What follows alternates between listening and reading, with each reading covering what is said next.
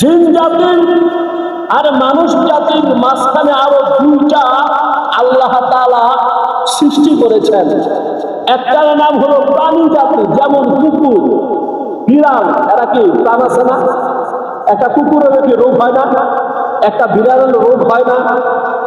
এই কুকুর, বিড়াল, হাঁস, মুরগি, গরু, ছাগল এরা কি প্রাণী। জিরাফ, বাঘ এগুলা কি প্রাণী। এখানে মশা, মাছি, টিকটিকি, ঝিকঝিকি এগুলা কি প্রাণী। মাছের যত জগৎ আছে এগুলা কি প্রাণী।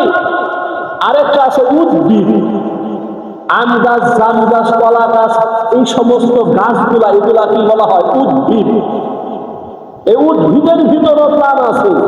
উদ্ভিদের ভিতরে কি আছে? প্রাণ আছে।